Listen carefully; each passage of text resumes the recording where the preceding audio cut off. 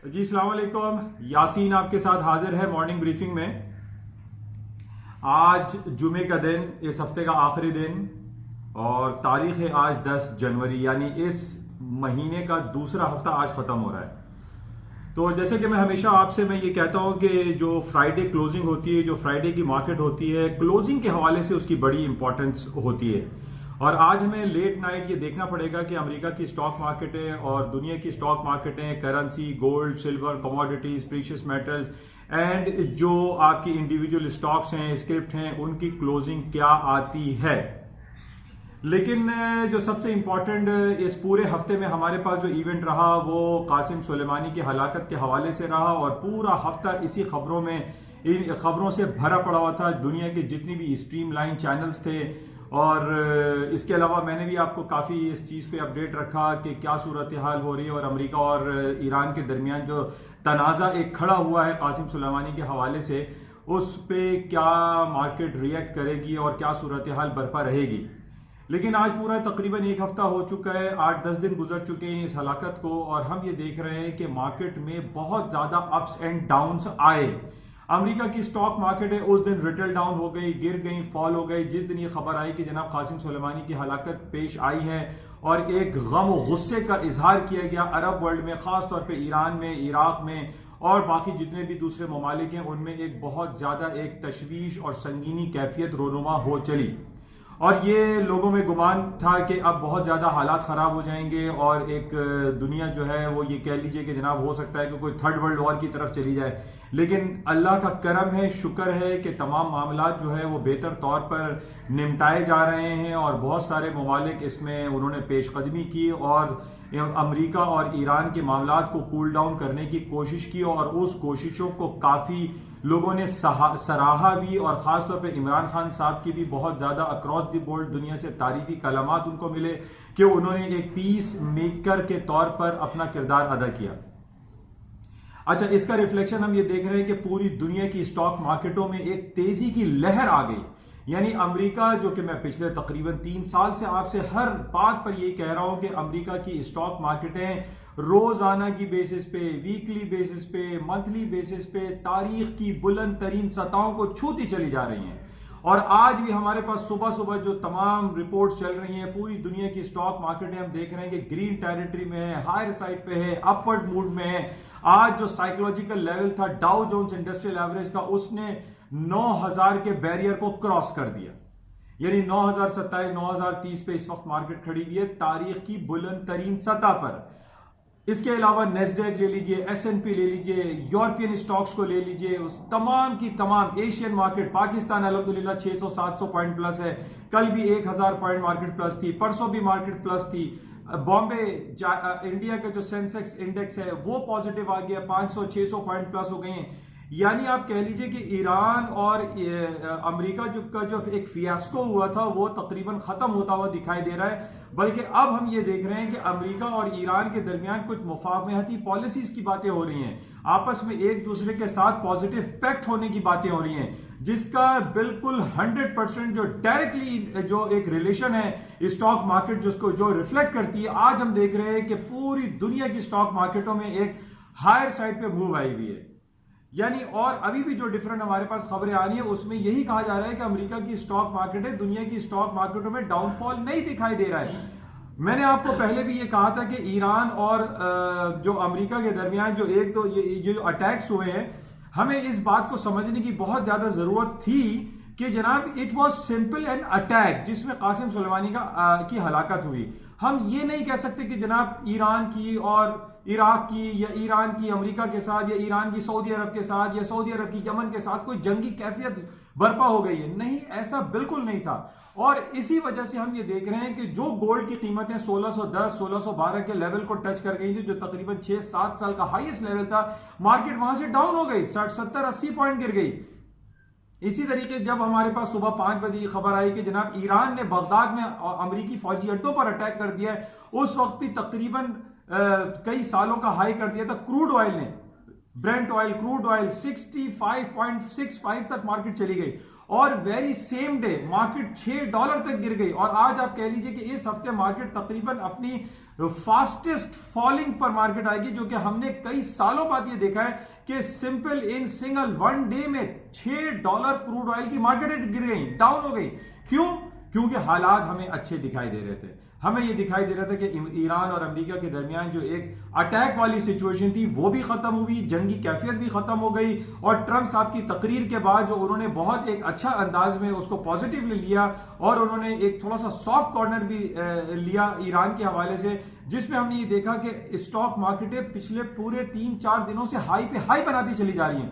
और आज जबकि अभी सुबह का वक्त चल रहा है, एशियन मार्केट और यूरोपियन मार्केटें भी खुली हैं, अमेरिका की मार्केटें खुली नहीं है, और हम ये देख रहे हैं कि मार्केटों ने नए हाईज के तमाम रिकॉर्ड्स तोड़ दिए, तमाम हाई पे हाई मार्केटें बनाती चली जा रही हैं। लेकिन ये तमाम मार्केटों का हाई होना उन तमाम लोगों के लिए मेरी हमदर्दियां हैं जो लोग शॉर्ट सेलिंग में बैठे हुए हैं, जिन्होंने बिलियंस और मिलियंस ऑफ डॉलर इसमें जो है वो वेट कर रहे हैं कि ऐसी सूरत हाल दुनिया में जोग्राफियाई और सियासी सूरत हाल ऐसी नेगेटिव पैदा हो कि जनाब पूरी दुनिया जो है एक जंगी कैफियत में आ जाए। ये उन लोगों की ख्वाहिश है जो मार्केट में शॉर्ट सेल फ्यूचर्स कॉन्ट्रैक्ट को बेच के बैठे हुए, जिन्होंने एक हैवी लॉसेस जो है वो मार्केट में इंजेक्ट कर रहे हैं, मार्जिन प्ले कर रहे हैं, मार्जिन पे कर रहे हैं, अपनी पोजीशंस को इंटैक्ट रखने के लिए वो हर तरीके की कोशिश कर रहे हैं। लेकिन मैंने बहुत बार लोगों को ये समझाने की कोशिश की है कि हम फंड इंजेक्ट कर करके अपनी पोजीशंस को बेहतर नहीं कर सकते। ये market billions and trillions of dollar की मार्केट है। हम कितना इस अंधे कुएं में पैसा डाल रहे हैं, कितना मार्जिन्स इंजेक्ट कर रहे हैं, पैसे डाले चले जा रहे हैं ताकि हमारी पोजीशंस लिक्विड ना हो और एक वक्त ऐसा आए कि तमाम स्टॉक मार्केटें डाउनफॉल हो जाएं, क्रैश हो जाएं, गिर जाएं। जैसे कि बहुत अरसे से ये बात हो रही है कि अमेरिका की स्टॉक मार्केटों में एक रिसेशनरी फियर है। रिसेशन जैसे मैंने आपसे पहले बताया था कि 3 कंटिन्यूअस जीडीपी रेशो जो है वो डाउन साइड पर, नेगेटिव साइड पर आए तो उसको रिसेशन डिक्लेयर किया जाता है। लेकिन ऐसी सूरत हाल हमारे पास बिल्कुल कतई नहीं है। अमेरिका की जितनी भी स्टॉक इंडेक्सेस हैं, अमेरिका के जितने भी बैरोमीटर्स हैं, उनकी फाइनेंशियल रिपोर्ट्स हैं, वो सब की सब बेहतरीन है, पॉजिटिव है, कहीं कोई नेगेटिविटी दिखाई नहीं दे रही है। और मैं हमेशा आपसे ये कह रहा हूं कि जनाब अमेरिका की जो बड़ी स्ट्रीमलाइन जो आपकी बड़ी बड़ी कंपनीज हैं, जिनको हम ट्रिलियन डॉलर कंपनीज कहते हैं, और वो रोज बरोज अपनी मार्केट कैपिटलाइजेशन पे, अपनी रेवेन्यू जनरेशन में, अपनी ईपीएस पे वो बढ़ती चली जा रही है, उसमें कहीं नेगेटिविटी नहीं आ रही है। तो हाउ कैन आई से, मैं कब से आपसे ये कह रहा हूं कि मैं ये कहूं कि जनाब उन लोगों को मैं खुश करूं ये कह के कि नहीं जनाब अब अमेरिका के इंडिकेटर्स खराब आ रहे हैं, अमेरिका की मार्केटें जो है वो डाउन हो जाएंगी, रिटेल डाउन हो जाएंगी। नहीं हो रहा, बिल्कुल नहीं हो रहा है। अच्छा, इसके साथ हम ये देख रहे हैं कि अमेरिका की जो डिफरेंट रिपोर्ट्स आ रही हैं और खास तौर पे पूरी दुनिया की जो निगाहें इस वक्त मरकूज हैं वो अमेरिका और चाइना के दरमियान तिजारती मुफाहमती पॉलिसी पे दस्तखत करना बाकी रह गए हैं। अब ये बात हो रही है कि जनाब पिछले 3 सालों में अमेरिका ने जो बिलियंस ऑफ डॉलर के डिफरेंट टैक्सेस चाइनीज गुड्स पे लगा रखे हैं उनको वापस लिया जा रहा है, उनको रोल बैक किया जा रहा है, उनको या तो डिक्लाइन किया जा रहा है। अगर वो 15% था तो उसको 10%, 10% था तो 5%। इस तरीके से एक पॉजिटिव एटीट्यूड देखा जा रहा है मार्केट में और अमेरिका और चाइना इसमें बहुत ज्यादा पेशरफ्त करते हुए दिखाई दे रहे हैं, जिसकी वजह से ये भी एक पॉजिटिव है कि जनाब इनके दरमियान अगर ये नेक्स्ट वीक की रिपोर्ट आ रही है कि नेक्स्ट वीक इनके दरमियान जो है वो सिग्नेचर हो जाएंगे, तो ये तो एक बहुत पॉजिटिव रहेगा। ये स्टॉक मार्केट है जो अभी भी हाई पे हाई बनाती चली जा रही है। आप ये सोचें कि मार्केट और कितने ऊपर तक जाएगी। मुझे फिलहाल, जो कि मैं बहुत अरसे से मार्केट को वॉच कर रहा हूं और डेली बेसिस पर तमाम रिपोर्ट्स को स्टडी करता हूं, मुझे तो कहीं कोई खराब नजर नहीं आ रही, कहीं कोई बैड न्यूज मुझे दिखाई नहीं दे रही कि मैं आपसे ये कहूं कि जनाब स्टॉक मार्केट जो है वो गिर जाएंगी। बहरहाल खबरें हमारे पास सारी अच्छी हैं, कहीं कोई खराब नहीं है। छोटी मोटी खबरें जो खराब आती हैं, वो जो खराब अभी ईरान और के दरमियान जो अटैक सिलसिला हुआ वो भी खत्म हो गया है, मार्केट जो है वो कूल डाउन हो गई है और अब तमाम पॉजिटिविटी की तरफ मार्केटें चल रही हैं। बहरहाल आज जुमे का दिन है, जैसे कि मैं हमेशा आपसे ये कहता हूं कि जो मंथ शुरू होता है, यानी जनवरी का महीना शुरू हुआ है, इस महीने के पहले या दूसरे हफ्ते में अमेरिका की सबसे बड़ी रिपोर्ट जिसको हम नॉन फार्म पेरोल या उनकी लेबर की मार्केट की या जॉब रिपोर्ट कहते हैं, आज शाम पाकिस्तानी वक्त के मुताबिक 6:30 बजे ये रिपोर्ट रिलीज होगी और पूरी दुनिया की निगाहें इस पर मरकूज रहेंगी। और जैसे मैंने आपसे पहले भी कहा था कि ये पिछला जो क्वार्टर हमारे पास गुजरा है 2019 का, ये बड़ा बेहतरीन गुजरा है। यानी अगर आप alibaba.com की जो सेल हुई थी एक दिन में 24 आवर्स में $38 बिलियन की शॉपिंग की, फिर थैंक्स गिविंग डे में, साइबर मंडे में, Saturday Sunday, Christmas day, new year holidays, billions of dollar की लोगों ने शॉपिंग कर दी, यानी उसमें अमेरिका के हैं, यूरोप के हैं, बॉक्सिंग डे हमारे पास गुजरा, उन तमाम डेज में हमने ये देखा तकरीबन कमोबेश $80 बिलियन की सिर्फ एक महीने में जो है वो सेल हो गई है। तो ये भी एक पॉजिटिव है, इसमें भी कहीं नेगेटिविटी दिखाई नहीं दे रही है। और जो अभी अमेरिका और चाइना के दरमियान जो दस्तखत हो जाएंगे वो भी एक जो मार्केट को जो है उसमें इंजेक्शन लगा देगा, पोटेंशियलिटी का इंजेक्शन जिसको मैं कहता हूं। अच्छा, इसके अलावा कुछ बातें करते हैं पाकिस्तान की स्टॉक मार्केट भी अल्हम्दुलिल्लाह बहुत अच्छी चल रही हैं, प्लस में है, ग्रीन टेरिटरी में है। और जो 2-3 खबरें हमारे सामने आ रही हैं, खास तौर पे FATF financial action task force के हवाले से जो खबरें चल रही है, जो पेरिस बेस ऑर्गेनाइजेशन है और उसने पाकिस्तान की फॉरेन एक्सचेंज रेगुलेशन के हवाले से, एंटी मनी लॉन्ड्रिंग के हवाले से जो इकदाम करने को कहा था, वो पाकिस्तान इमरान खान की हुकूमत करती हुई दिखाई दे रही है। और इसमें यह कहा जा रहा है कि पाकिस्तान जो कि ग्रे लिस्ट में है, जो कि एक ब्लैक लिस्ट या ग्रे लिस्ट में कह लीजिए, कि उस लिस्ट से पाकिस्तान अगले महीने निकलता हुआ दिखाई दे रहा है, जो कि बीजिंग में उसकी मीटिंग होगी FATF की। ये बहुत पॉजिटिव है। अगर पाकिस्तान उनके तमाम पॉइंट्स को फुलफिल कर लेता है और उनकी तमाम बातों को मान लेता है, तो इसका मतलब है कि पाकिस्तान की स्टॉक मार्केटों में पाकिस्तान की माशी हालात मजीद बेहतर होते हुए दिखाई देते हैं। इसके अलावा आज जो हमारे पास जो वीकली रिपोर्ट मेरे पास होती है, जो स्टेट बैंक ऑफ पाकिस्तान के फॉरेन करेंसी रिजर्व्स की रिपोर्ट आती है, वो बड़ी पॉजिटिव खबर आई है। उसमें ये कहा जा रहा है कि पाकिस्तान सिर्फ स्टेट बैंक के जो फॉरेन करेंसी रिजर्व्स हैं वो $11.5 बिलियन तक पहुंच चुके हैं, जो कि काफी अरसे का एक हाईएस्ट टारगेट है जो कि पाकिस्तान के स्टेट बैंक ने इसको अचीव किया है। इसके अलावा कल हमारे पास बड़ी इंपॉर्टेंट रिपोर्ट थी ब्रेक्जिट बरतानिया के हवाले से। बरतानिया में कल 330 वोटिंग यस में पड़ गए उनके हाउस ऑफ लॉर्ड्स में, और वो ये कह रहे हैं कि 46 इयर्स ऑफ मैरिज जो था वो डिवोर्स हो जाएगी बरतानिया और यूरोपियन यूनियन के दरमियान। ये लोगों के अंदर बहुत ज्यादा एक इबाम है और नेगेटिविटी भी है, और वो ये चाहते हैं कि जो 46 साल से एक रिश्ता कायम था यूरोपियन यूनियन और बरतानिया का, वो ना टूटे। लेकिन जैसे कि मैंने आपसे पहले भी कहा था कि हफ्तावार 350 मिलियन ऑफ पाउंड स्टर्लिंग बरतानिया देता है ब्रसल्स यूरोपियन यूनियन के अकाउंट में। तो वह लोगों को बहुत नेगेटिव थे कि जनाब हम इतना फंड इंजेक्ट करते हैं लेकिन रिटर्न में हमें बहुत कम पैसे मिलते हैं, जिसकी वजह से हमें चाहिए कि we will take control back.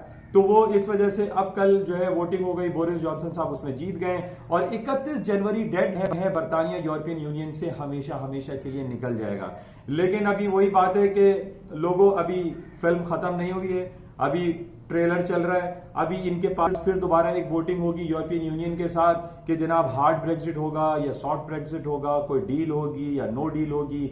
बहरहाल बाय हुक और बाय क्रुक 31 जनवरी को बरतानिया यूरोपियन यूनियन से 46 साल शादी के बाद उसको तलाक हो जाएगी।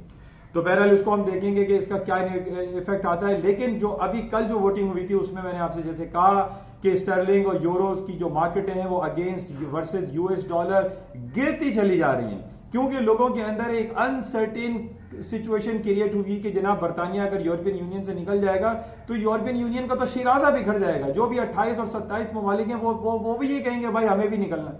तो बहरहाल ये पीछे कॉन्स्पिरेसी भी पीछे चल रही है कि अब कौन पीछे कर रहा है, वो कोई खलाई मखलूक है जो कि बरतानिया को यूरोपियन यूनियन से निकालने में लगा हुआ है और वो इस कोशिश में कामयाब होता हुआ दिखाई दे रहा है। बहरहाल इस वजह से हम देख रहे हैं कि sterling euro currency market down है, और अगर कोई करेंसी मार्केट हायर साइड पे तो वो सिर्फ एक ही हमें दिखाई देती है, दैट इज US डॉलर, जो कि अक्रॉस द बोर्ड पूरी दुनिया में अपने स्ट्रॉन्गेस्ट लेवल पर इस वक्त ट्रेड हो रहा है।